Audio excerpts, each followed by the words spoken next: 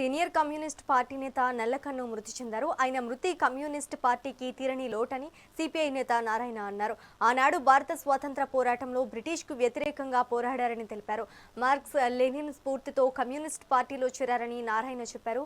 వర్గ కుల వివక్షకు రూపుమాపేందుకు కృషి చేశారని అన్నారు. ప్రజా సమస్యల మీద అలుపెరుగని పోరాటం చేశారని తెలిపారు.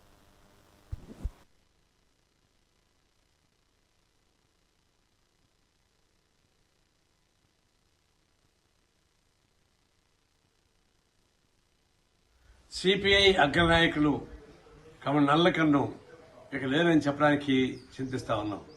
ఆయన తమిళనాడు గాంధీగా పేరు. అన్ని రాజకీయ పార్టీలు కూడా ఆయన వేడు చూపించే అవకాశం లేదు. సుదీర్ఘకాలం కమ్యూనిస్ట్ పార్టీలో ఉండి ఇప్పుడు 101 సంవత్సరాలకు వయసు వచ్చింది. దాదాపు 6 నెలలుగా ఆయన కోమలు ఉన్నారు.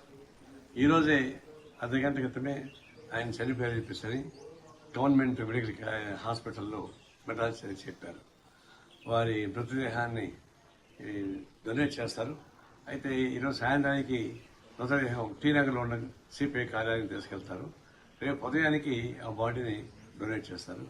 నిజంగానే ఆయన కమ్యూనిస్ట్ ఉద్యమానికి పితామహుడైతే ఈనాటి రాజకీయాలకు ఆదర్శవంతుడు. ఏ రాజకీయ పార్టీని ఆరాధ్యత అక్కడ ఉండరు.